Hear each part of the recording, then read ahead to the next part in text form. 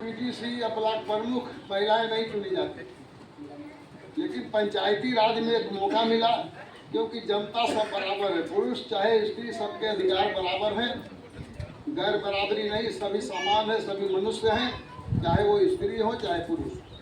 संविधान में सबको समान अधिकार है, सबका सम्मान होना चाहिए, सबको नौकरी चाकरी मिलना चाहिए, सबकी शिक्षा होनी चाहिए, सबको स्वास्थ्य मिलना चाहिए, सबका घर द्वार होना चाहिए, सबकी। तो आज भी अभी जल्दी से अधिकार मिला था, स्थानीय निकाय जो है प्रधानी का चुनाव, जिला परिषद का चुनाव, ब्लॉक प्रमुख का चुनाव, हमारे बहने भी उसमें ब्लॉक प्रमुख, जिला पंचायत सदस्य, जिला पंचायत अध्यक्ष या प्रधान चुनी जा रही है। लेकिन अभी देखा जा रहा है कि चुनने के बाद उनका काम उनके पति या उनके भाई या उनके पिता ये लोग करते हैं। जब लेकिन आज मौका है, 35% आरक्षण हो गया महिलाओं को राजनीति। एमपी एमएलए बनने में कानून बन गया है कि महिलाएं भी एमपी एमएलए बनेगी, लेकिन अभी कानून लागू नहीं है, 10 साल बाद लागू होगा। तो जब लागू होगा तब तो हमारी बहनें तैयार रहेंगी उस तरह की लड़ाई के लिए, तभी तो लड़ पाएंगी। इसलिए फ्रैंक होकर बात करना, खड़े होना, सवालों का जवाब देना, सवाल करना, पूछना।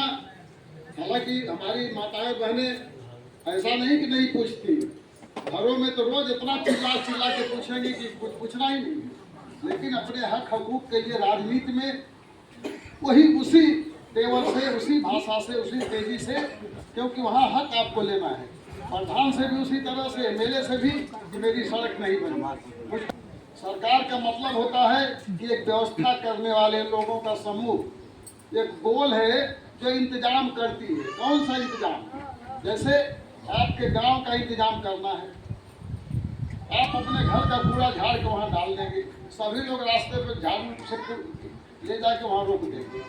कुछ लोग हैं उठा लेंगे, कहीं डाल देंगे। लेकिन एक ऐसी व्यवस्था होनी चाहिए कि गांव का कूड़ा, पूरा कूड़ा कोई उठाए, तो आप न दूसरे दरवाजे का कूड़ा उठाएगी, न वो किसी और का उठाएगा। तो उसके लिए कोई न कोई व्यवस्था होनी चाहिए कि जो सबके घर के सामने का कूड़ा उठाए, वही एक व्यवस्था मंडल होता है। तब चुना जाता है, गांव के लोग चुनते हैं, वही एक प्रधान बनाया जाए, वो एक व्यवस्था करे, स्वीपर रखे, नौकर रखे कि भैया तुम जो है सुबह उठना, झाड़ू लगा के जो है उसको बटोरना, कूड़ेदान में ले जाके। आपके गांव में तो कुल 1000 चाहे 1500 चाहे 2000 लोग हैं, लेकिन पूरा देश देखेंगे तो 140 करोड़। अब करोड़ कितने लोग आप जानती हैं? आप जाने 1000, 2000, 10,000, मैंने 100,000 होगा तो 1 लाख होगा, और 100 लाख होगा तो 1 करोड़ होगा, और फिर 140 करोड़ लोग हैं। तो उनके लिए व्यवस्था करने के लिए देश में जरूरी है ना कि भाई अपने में लोग लड़े ना, कोई झगड़ा हो तो मार काट न करे, उसकी पंचायत करे, उसके लिए कोर्ट कचहरी जाए, किसका हक है किसका नहीं है, कौन बेईमानी कर रहा है, तो सब किताबें लिखी गई है कि तो किसका है, कैसे हल किया जाएगा। तो एक व्यवस्था, वो सरकार वही है जो व्यवस्था करती है, और जनता के कल्याण के लिए, सुख सुविधा के लिए, उसकी सुविधा के लिए वो जैसे रास्ता बनाती है, सड़क बनाती है, बस मोटर चलाएगी, हवाई जहाज चलाएगी, कोई न कोई व्यवस्था होगी तभी ये सब चलेगा। ऐसे में बहुत पैसा लगता है। एक सड़क बनेगी तो करोड़ों रुपया लगेगा। तो आता कहाँ से है? वह सब कुछ पैसा आपकी जेब से आता है। गांव में जैसे कोई मंदिर बनाते हैं, कुछ करते हैं, तो गांव भर चंदा लगाते हैं, भैया 10 रुपया 100 रुपया मांगते हैं, कोई देता है, कोई नहीं देता है, कोई कम देता है, कोई ज्यादा देता है। कहते हैं कि पंचायत काम है, आए में सब दे, कहीं चूल पीछे दे तो क्यों आदमी पीछे ले, तो क्यों घर पीछे ले, ऐसे व्यवस्था है। लेकिन सरकार जो है 140 करोड़ से कैसे चंदा मांगेगी? और कौन घूमेगा, कौन देगा, नहीं देगा तो फिर सड़क कैसे बनेगी? तो इसलिए सरकार जो है कानून बनाती है, कानून बना दो कि भैया 100 रुपये का सामान कोई खरीदेगा तो उसमें से 18 रुपया, 20 रुपया, 25 रुपया गवर्नमेंट ले लेगी टैक्स। माने 80 रुपए का सामान का दाम जो है आपको कितना देना है? 100 रुपया देना है। उसमें 20 रुपया क्या है?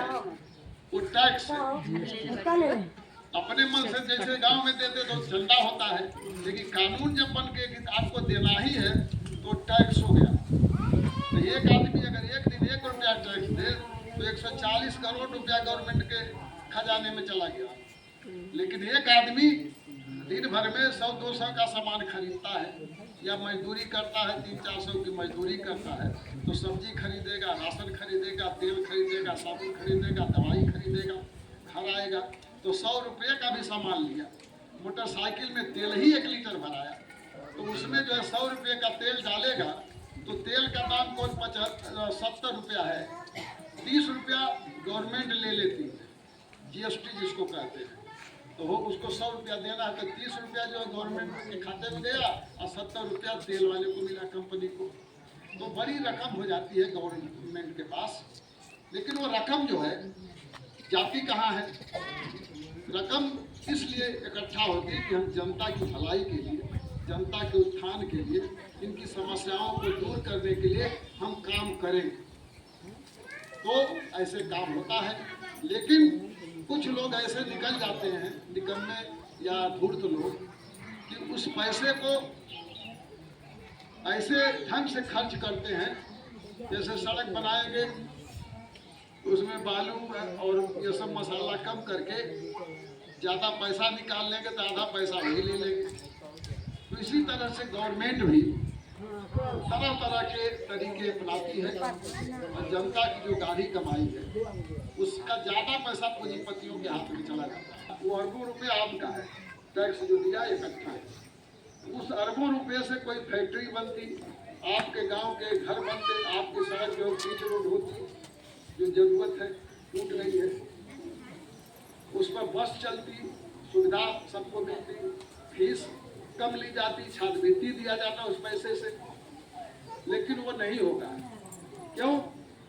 छात्रवृत्ति देंगे तो आपके पॉकेट में पैसा जाएगा, जनता का पैसा जनता के पॉकेट में चला जाएगा। जनता का पैसा कैसे हम हजम कर लें वो डिजाइन किया जाता है कि अरबों खरबों का ठेका दे दो अडानी की कंपनी को, अंबानी की कंपनी को। उसको कहते हैं टेंडर। टेंडर पड़ गया, बोली लगी है तो ये ठेका किसको मिला? अडानी की कंपनी। कितने का है? 1 अरब रुपये का है। क्या करना है भाई? नल से जल योजना है देश की। अब उसको चिल्लाएगी सरकार, देखो भाई देश के लिए जा रही है, काम किए जा रही है, लेकिन लक्ष्य है आपके धन को लूट लेना, कल्याण नहीं कर रही है। तो आप अपने कल्याण करने के लिए सरकार को बदलने का आपको अधिकार है। इसी को लोकतंत्र कहते हैं। संविधान में लिखा है कि जनता ही इस देश की मालिक है, यही राजा है, यही जो है सरकार बनाती है। तो आज सरकार बनाने का मौका फिर आपको मिला हुआ है। 1 जून को बटन दबा करके आप इस देश की सरकार बनाने जा रहे हैं। तो भविष्य की सरकार, जून के बाद वाली सरकार कैसी हो आपको कैसे तय करना होगा? आपको इस सरकार की तुलना करके तय करना होगा कि ये सरकार ठीक थी कि नहीं ठीक। तो एक उदाहरण से हम बताएं कि नहीं ठीक थी। जैसे शुरू में सरकार आई तो भाषण किया था मोदी जी ने, मैं जब आऊंगा तो देश का जो काला धन है, काला धन आया कहाँ से, हमने समझाया।